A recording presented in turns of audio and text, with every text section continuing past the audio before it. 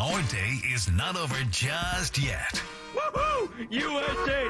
USA! We have an action-packed hour for you 6 p.m. drivers. Would I rather be feared or loved? Easy, both. I want people to be afraid of how much they love me. Matt Skraby wraps up a full day of live and local sports talk. And that is the whole problem with aliens.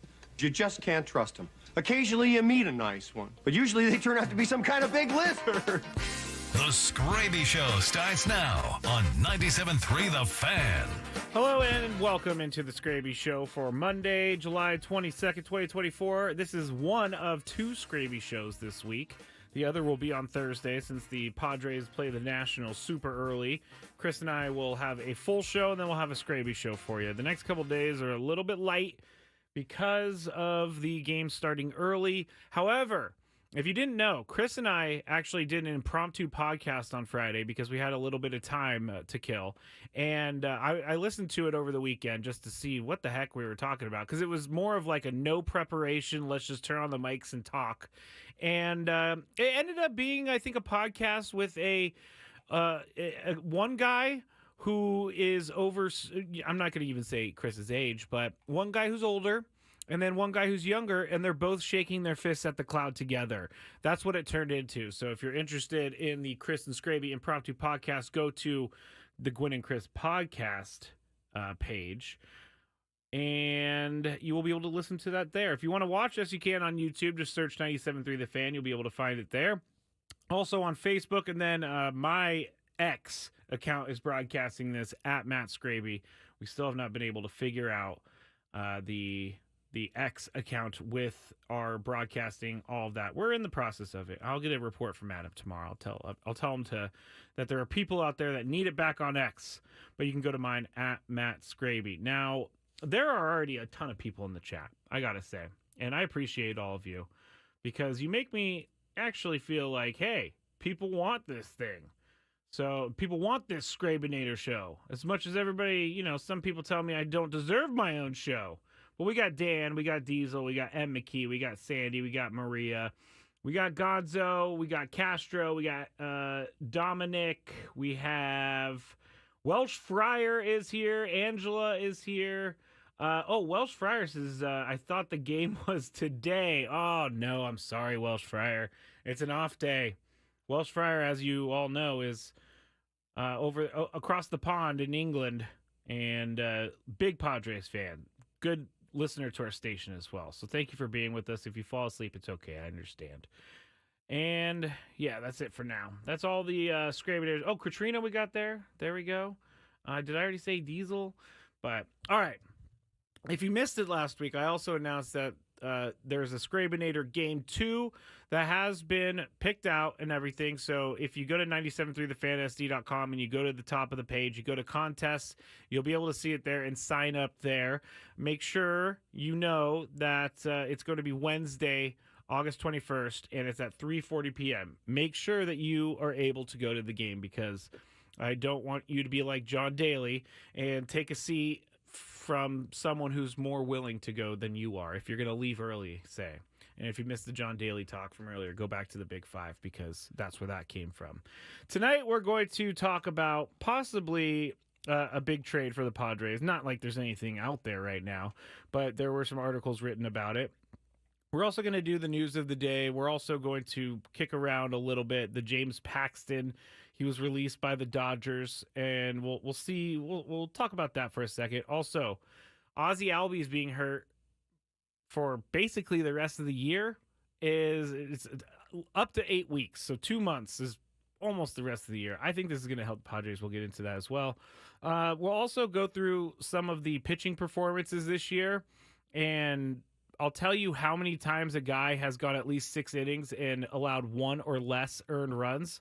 And the list kind of surprised me, have to say. The first one didn't surprise me, but the second one definitely surprised me. And we'll go through that. Plus, at the end, we have some football talk. We got some Jordan Love talk. We got Mars talk. Maybe Brock Purdy talk. Also, I was at Petco today, and I was looking for food. And I came across this brand of food that I thought was hilarious, and I want to share that with you as well. But Hope everybody had a great weekend. Hope everybody enjoyed the Gwen and Chris program, as Chris would say. It was a fiery one today. I gotta say, we came in with some energy. Started the week off right. Tony and DC, Chris and I here, and Chris and I didn't even really get into any fights today, so that's pretty good. I got into fights with everyone else. And that's usually what happens. Honestly, it's usually what happens. All right, let's. Yes, John Daly is going to be a part of this show, and I'm going to fight for him never to go back to an Open Championship. The chat is saying John Daly is back. We talked a lot about John Daly today for some random reason. All right, I've done enough rambling. It's time to get caught up on the latest with the news of the day. All right, first news item of the day would be Kevin Acee tweeting out earlier today, Joe Musgrove not expected back for another month or so, which is rough. But at the same time, Tony made a lot of sense when he was talking about this afternoon.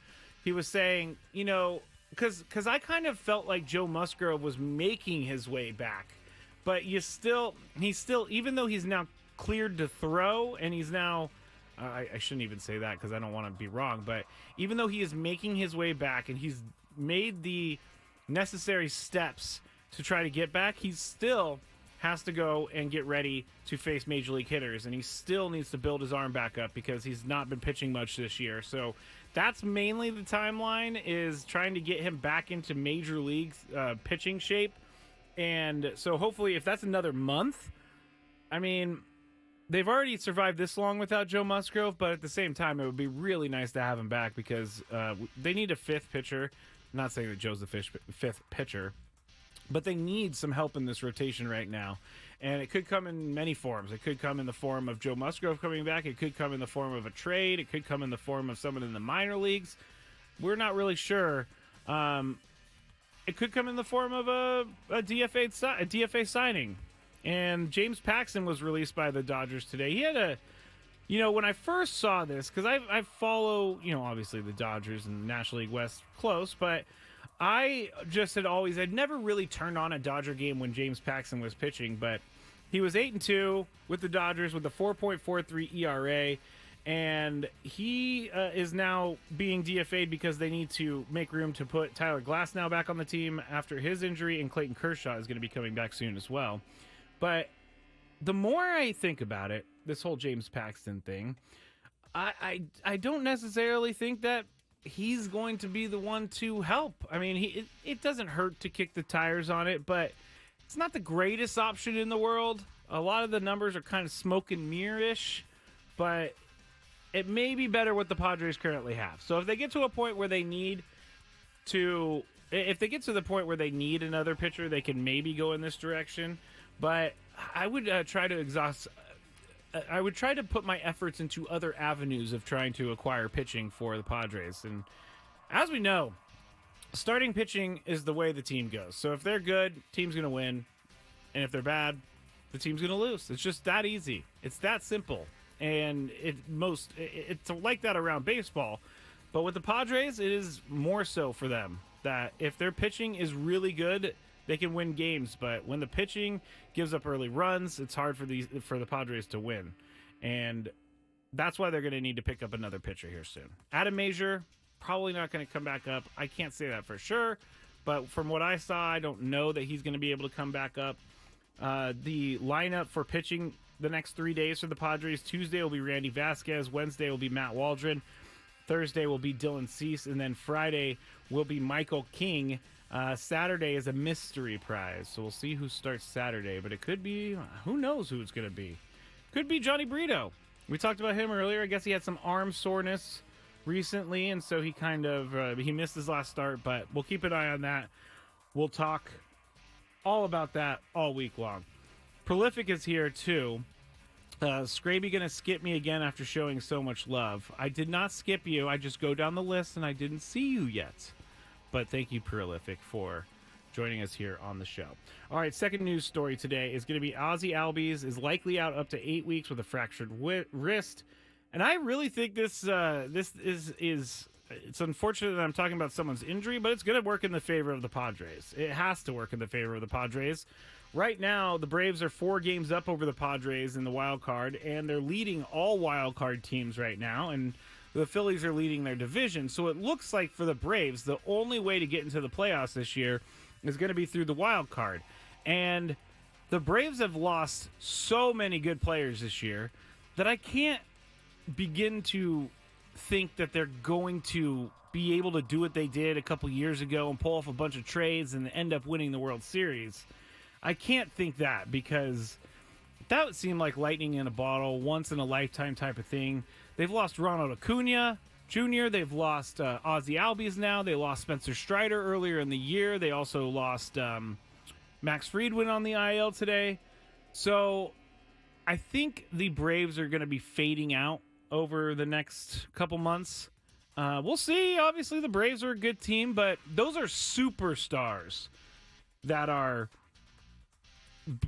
missing. And when you're missing 4 superstars, it's really, really difficult to get yourself in a position to make the playoffs. And you might say, well, the Padres have a lot of superstars that are injured. And they got Joe Musgrove. They got, I guess, I'll put Yu Darvish in there. He's not, with the team right now.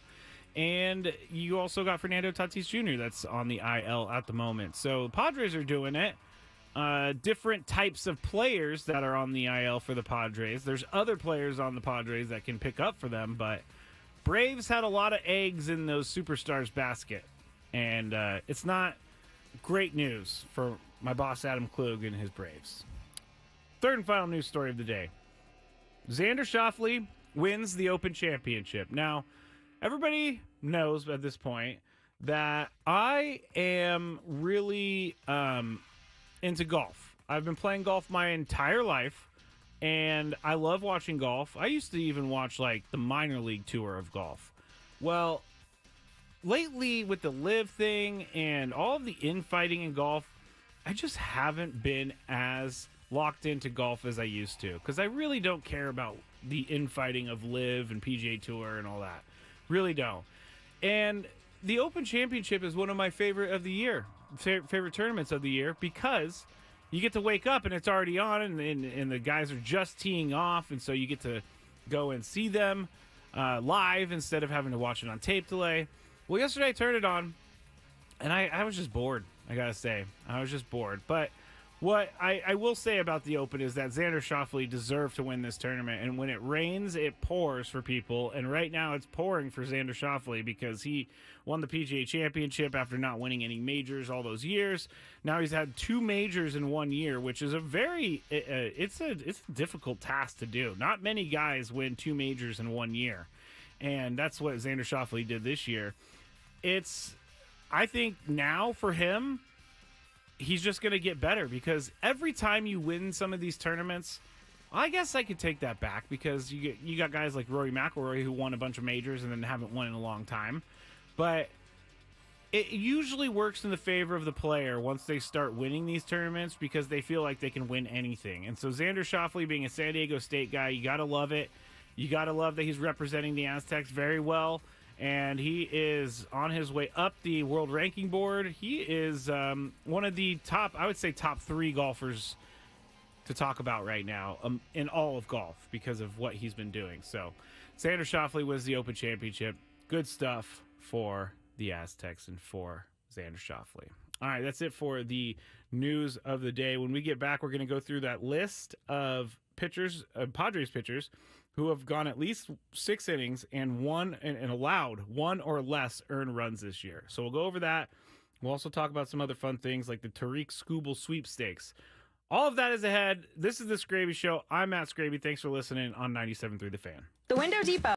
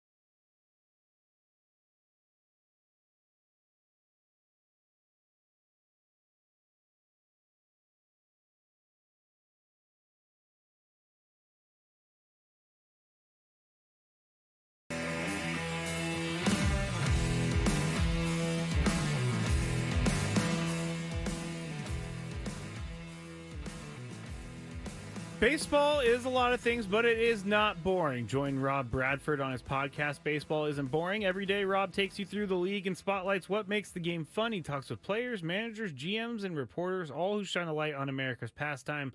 Follow Baseball Isn't Boring in the free Odyssey app or wherever you get your podcasts. Matt Skraby here, 97.3 The Fan, The Skraby Show. Thank you for joining me. If you want to watch, you can on YouTube. Just search 97.3 The Fan. You'll find it there. And while you're there, please go and give the YouTube channel a thumbs up. That would be very nice of you if you could do that as well. You can watch it Facebook. You can go to Twitch, 97.3 The Fan. And then you can go to my X page at Matt Skraby.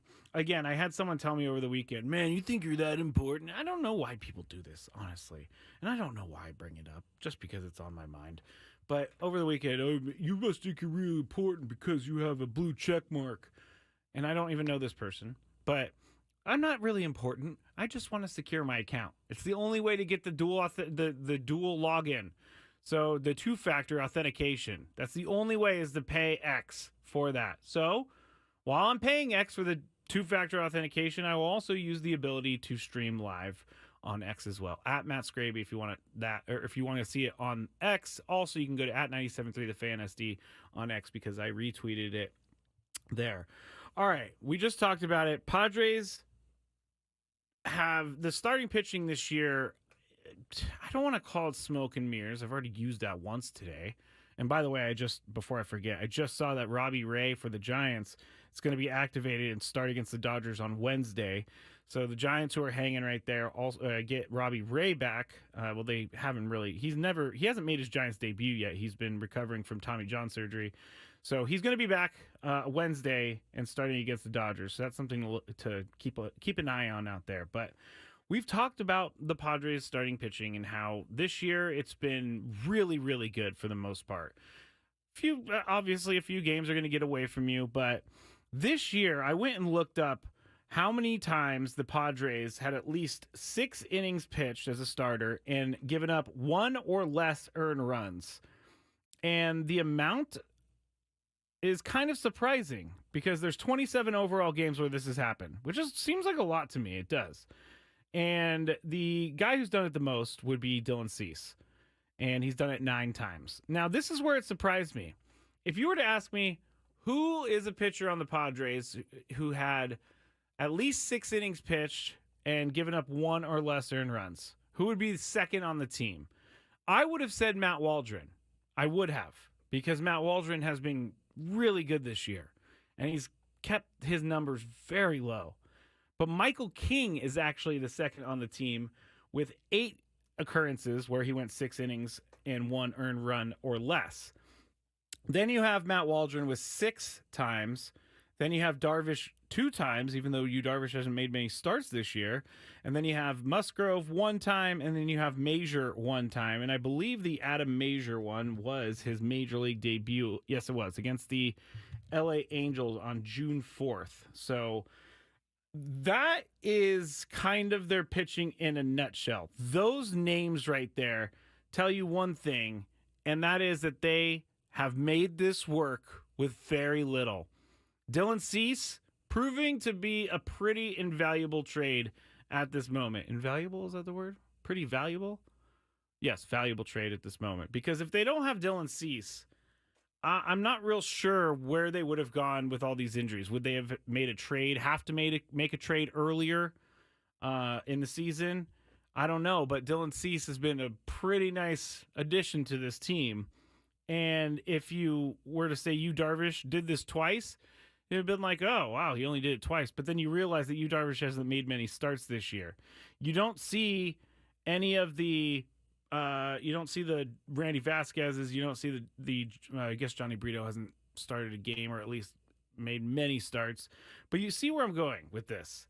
That their pitching has, I would say, overperformed as a whole, as a group. Not their starting pitching has overperformed as a group. Because some of these guys were not proven coming over here in the Yankees trade. Michael King, no one really knew if he was going to take the starting. And then yesterday, he almost had a no-hitter. Earlier in the year, he almost had a no-hitter. He's had some pretty lights-out performances this year. I'm a huge Michael King fan. I think he gets it. Every time I've met him, every time I've done one of those media scrums, he's an awesome dude. He makes people laugh. And I know that doesn't matter on the baseball field, but it does to me because I want guys here on this team that are, good guys, good clubhouse pieces, people that are going to be positive and help this team get to where it wants to go. And that's what Michael King did. Now, Matt Waldron was even more unproven. And we came into the year with Matt Waldron being the biggest question mark about the starting rotation for the Padres. And Matt Waldron has been more than excellent. Again, the Padres would be in big trouble if Matt Waldron didn't work out. And Matt Waldron is continuing to show me that he's going to get better. And his outings sometimes are knuckleball centric, which is what he is, a knuckleballer. But when his knuckleball is good, and his knuckleball is what Tony and Jesse say, biting or dancing, he is really hard to hit because his secondary pitches are good enough. And when because we heard Jazz Chisholm say earlier in the year, hardest pitch he's ever tried to hit was Matt Waldron's knuckleball. And when that's going well, and when you can throw a fastball or sweeper, try to speed it up on them, and that's like the knuckleball setting up those other pitches. But when you don't have the knuckleball is when he gets into trouble. But this year, Matt Waldron has not gotten into much trouble, and when he has, he's done a really good job of getting out of trouble. Matt Waldron, I think it was after the Arizona start earlier this year, and he gave up a bunch of runs. And the kind of discussion and talk was, all right, how many more starts does Matt Waldron have before they remove him from the rotation? And ever since that game, Matt Waldron has given no reasons to remove him from the rotation. So you got to be very happy, very, very, very happy with what Matt Waldron has been doing this year, and Dylan Cease and Michael King. Those three starters right now, those three have been excellent. Those three are the ones that are carrying the starting rotation through right now, and they're stepping up in a big way. It's a huge disadvantage for them not to have Joe Musgrove over Yu Darvish this year. It's just is. Yu Darvish, obviously he's dealing with some personal stuff. I'm not going to fault him for having to leave the team or anything like that. Joe Musgrove, though, is someone that this team needs to pitch well, and he has at times this year, but he's just been injured in the last couple years, and I hope he can get back to it because it's a fun thing and a good thing when Joe Musgrove is pitching well, and the Padres win when he's pitching well. If they can get four guys now, if you can go Dylan Cease, Michael King, Matt Waldron, and at least get Joe Musgrove, I like the chances. I really like the chances in that. I'm looking at the chat is going crazy right now, but I'm not sure why. So I'm looking through. Anyway, Skraby haters, I saw. That is pretty funny. Oh, Trevor's making a joke. Do they play golf on their off days with Joe? That's a funny joke, Trevor. I get it. I do. I don't think that he's playing golf on his off days. I'll just say that before we move on to the Tariq Skubal sweepstakes. So we're talking about finding starting pitching, and RJ Anderson wrote that article earlier from CBS Sports saying the Padres are the fifth. Oh my gosh, I can't remember how to say this. I struggled mightily earlier. Here's the title of the article. Tariq Skubal landing spots, ranking all 30 teams by likelihood of acquiring the Tiger pitcher. That's way better than what I said. But what they're saying here is that the Padres are the fifth likeliest team. Man, I wish I would have come up with this earlier. The Padres are the fifth likeliest team to acquire Tariq Skubal because of what they have in their system. And they're also, RJ Anderson is writing that AJ Preller is not afraid to make a big deal like this. There's also rumors the Padres are looking at Garrett Crochet. Will they offer Ethan Salas, Leo Dallas DeVree, Dylan Lesko, Robbie Snelling?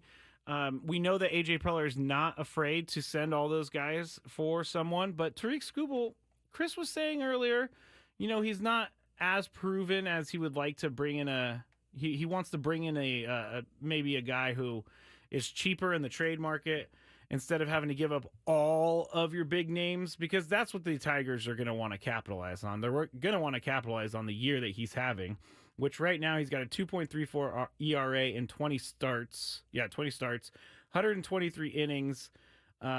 He has a whip of .92. So he's having an incredible year.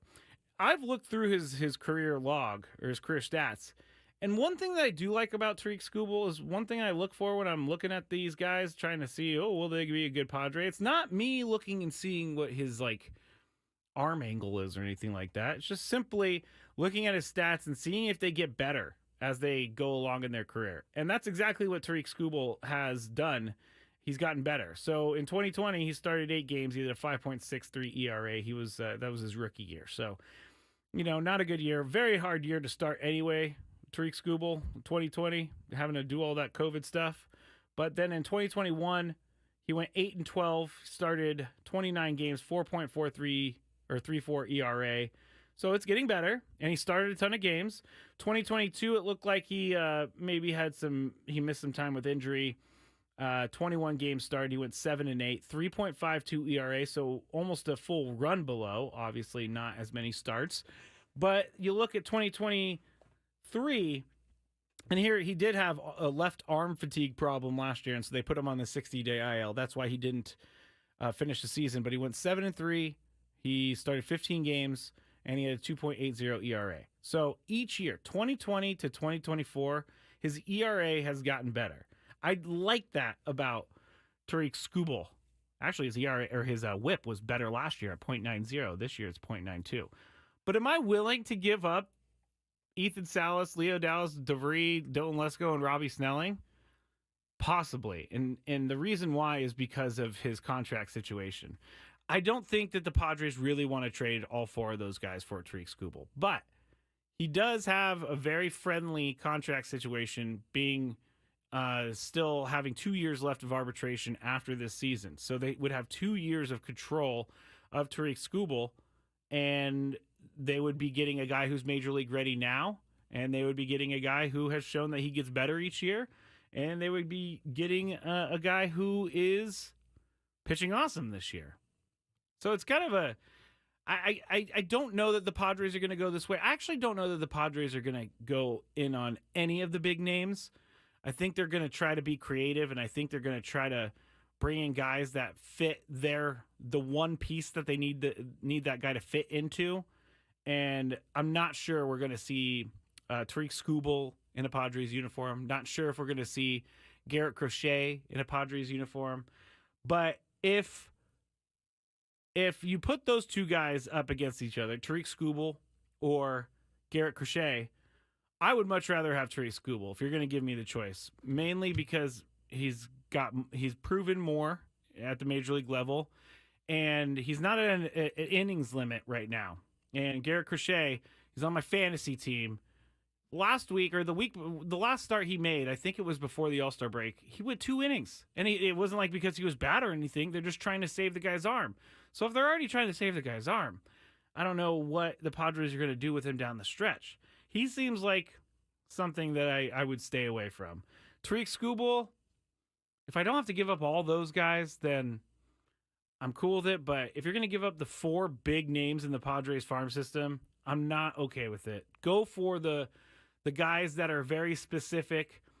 Target guys that are going to fit the need that you would like to fill on this team, and target guys that are just going to help. They don't need to be superstars. They don't need to be huge names, all-stars. They just need to be guys that are able to do their job and do it well and do it consistently. And I think that's where the Padres are going to go in the trade direction. But who knows? I mean, I didn't think they were going to get Juan Soto. Didn't even think they're going to sign Manny Machado back in the day. And they keep proving me wrong. So I am, cautiously optimistic about this trade deadline, which happens in 8 days is the deadline, July 30th. So there you go. That's my Tariq Skubal and the Padres pitching breakdown. Hope everybody enjoyed it. When we get back,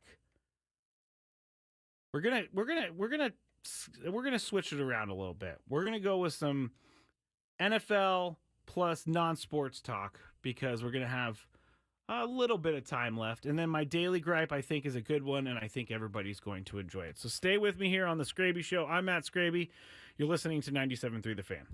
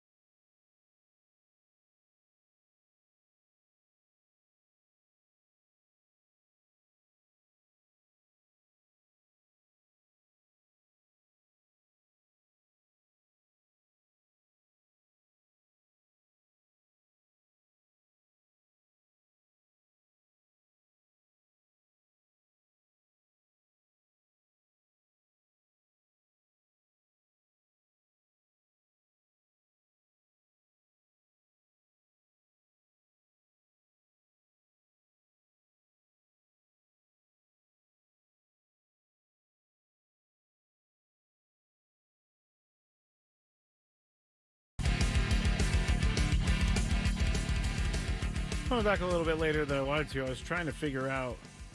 Let's see. I was trying to figure out because Bobby Witt Jr. is out of control right now.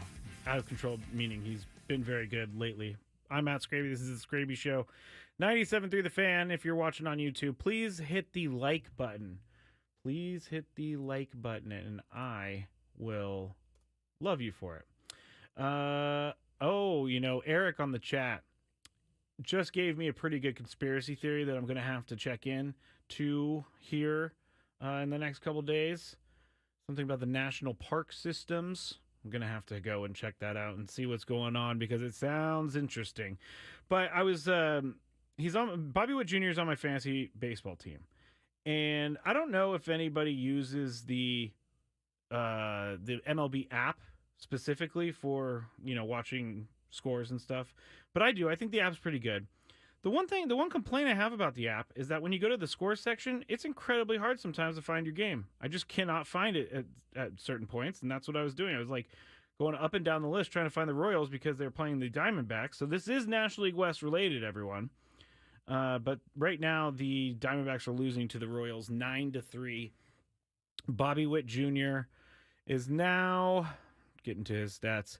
Is now 3 for 3 on the day with 3 RBIs, 2 runs, a home run. He's hitting .342 on the season with a .980 OPS. So Bobby Witt Jr. is legit. Started the game with a triple. Ooh, he has a triple. Oh man, he needs a single. He might be able to go for the cycle. I'm looking at this right now. He's got a double. He's got a triple. He's got a homer. So all Bobby Witt needs to do in the last 6, 7, 8, 9 innings, 6, 7, 8, 9 is to get a single, and he could do. He can get the cycle. Yes, I'm very excited about a Kansas City Royal getting a cycle, mainly because he's on my fantasy team. But anyway, glad that the Padres don't have to face them anymore because the Royals are pretty good. Rockies right now are beating the Red Sox 4-0, so Red Sox struggling. Padres took care of business in Boston. Some of the other games just started, but White Sox and Rangers are tied. The Reds are up on the Braves 4-0. See, this is what I'm talking about, everybody. The Braves only have 3 hits today. And the Reds, they have a good team, but they're not necessarily going to be shutting you out every single night. Who was their pitcher that started the game for the Reds? That would be Hunter Green. Hunter Green went 7 innings, struck out 7, only gave up 2 hits and walked 3. So he had a really, really nice day. Fernando Cruz, we talked about him earlier. He went an inning and he had a strikeout, didn't give up any hits or runs or anything like that.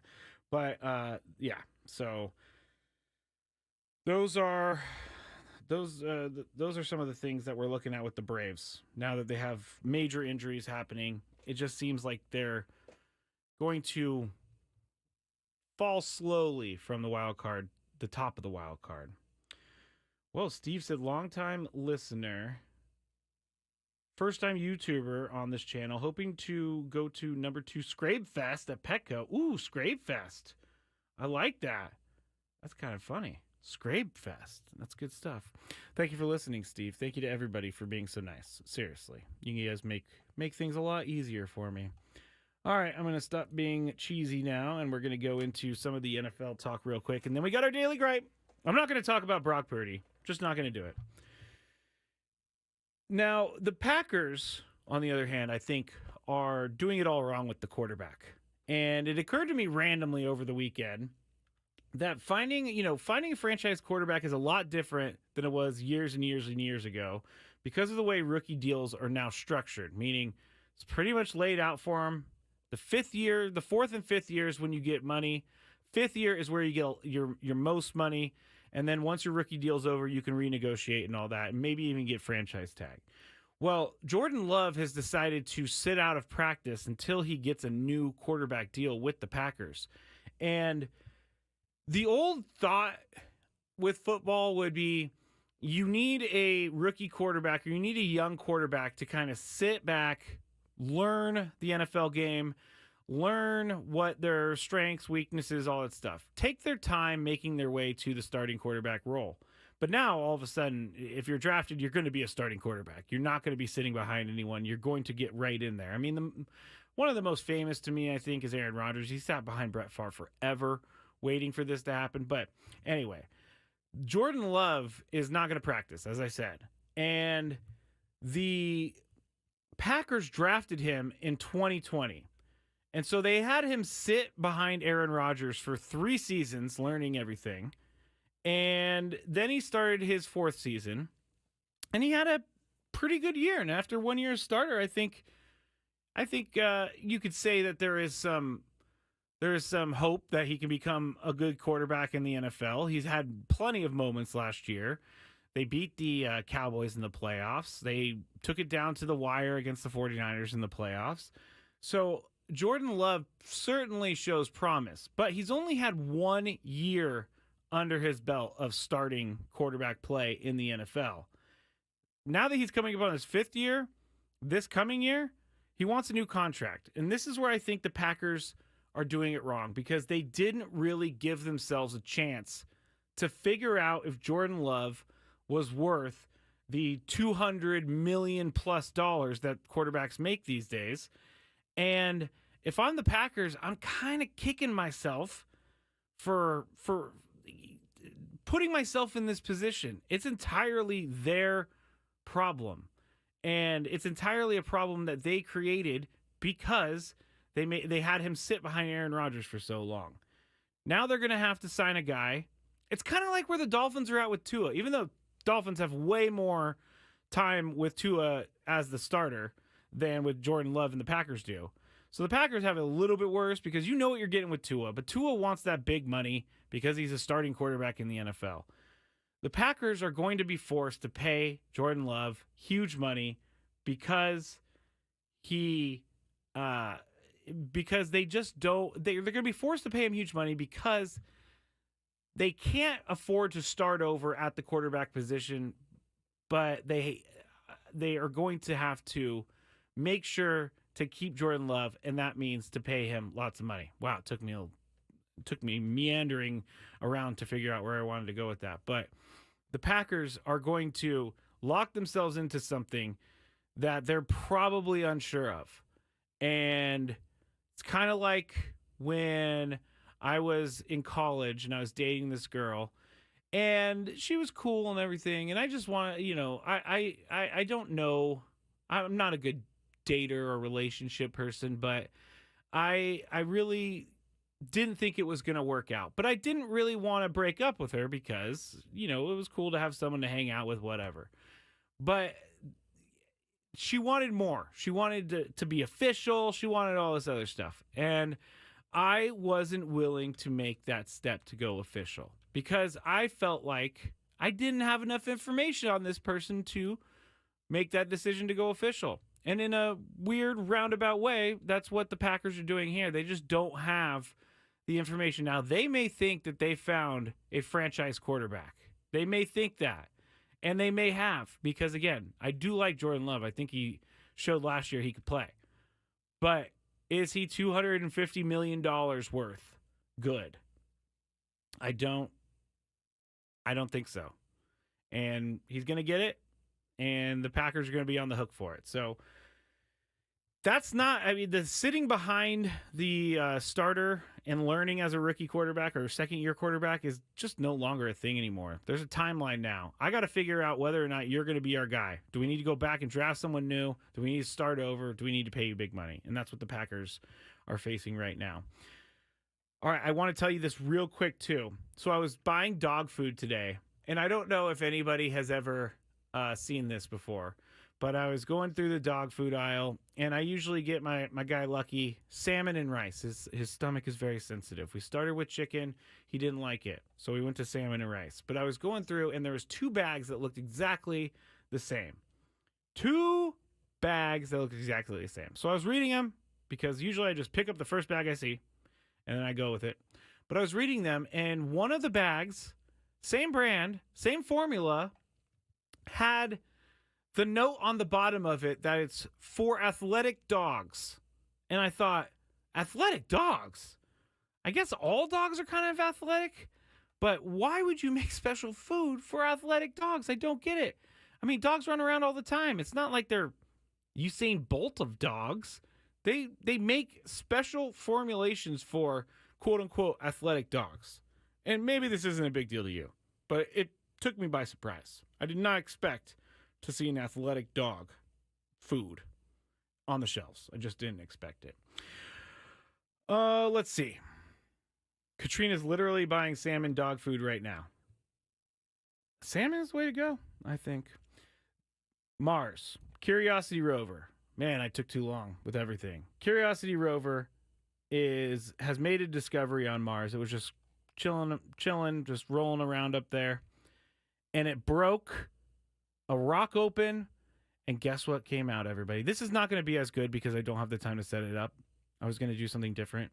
But they think that they're continuing to find mind-blowing discoveries that prove there was life on Mars, maybe billions of years ago, or even right now we just haven't seen it yet. But this rover went over the rock, broke open the rock, and a bunch of sulfur sprayed out of it. I don't know if it sprayed out of it, but a sulfur came out. The little rover was telling everybody back home, hey, we got a sulfur problem over here, everybody. And they were very excited about this. They said that this was like so unexpected that they didn't even... Yeah, here's the quote. I have to say there's a lot of luck involved here. Not every rock has something interesting inside. So the rover went over the rock, broke it open, and they have sulfur, and everybody's really, really excited about it.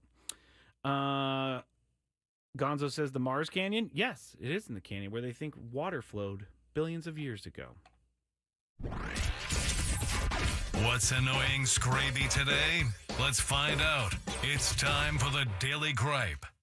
Man, I just cruised to I just did not do my time well in the middle segment, everybody. But here we are at the Daily Gripe, and the Daily Gripe is this. It's very simple. People who don't silence notifications are having a text conversation or email conversation, and all you hear is the of them sending it off, and all you hear is the ding when they get a new text. I cannot stand it. My phone is always on silent. I promise you, always on silent. Always, always, always. Number one, I don't like when I know people are trying to get a hold of me because it gives me anxiety. Number two, I don't want it to go off during the show because that would be unfortunate as well. Number three, there is no number three actually, but the first two were legit. I just can't stand it when people are having their whole conversation. Ding, ding, ding, ding, ding, ding, ding, ding.